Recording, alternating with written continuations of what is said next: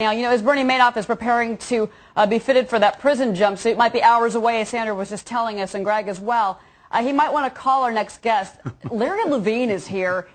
We've had him on before. Convicted white-collar criminal who now advises soon-to-be inmates on how to survive in the slammer. Larry, what would you say right now to Bernie Madoff as he prepares for life in prison? You better be prepared to adjust, because the only penthouse Bernie's gone to is an upper bunk. No lower bunk, but an upper bunk. He better get a little bit of respect. He better be humble, not confrontational.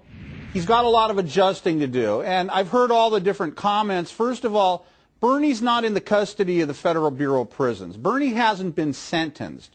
Bernie's in the custody of the U.S. Marshal Service. They're only housing him at the detention center. Right now, he's sitting, if he's already there, he's sitting in a holding cell with a little white plastic bench. And they have to process him in. They have to fingerprint Bernie. They have to use a rubber glove on Bernie. I mean, even Bernie Madoff, okay?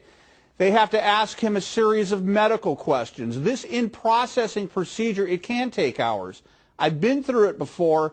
And the sad thing is that they are bringing different groups of inmates back and forth between the detention center and the court. And because Bernie is by himself, technically in isolation, he may not actually get to a bunk till 10 or 11 o'clock tonight.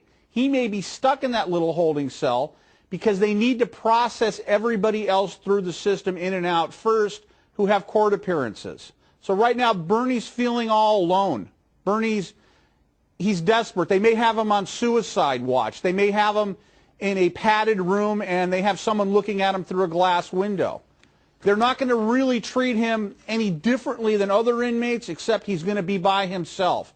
And you got to figure that these correctional officers, they have family members that have lost money in Bernie's scam, not to mention they have their own pension funds invested in Bernie's scam. So nobody's happy with them. Take the inmates. All right, Larry, we're going to leave you there. Hold on a second.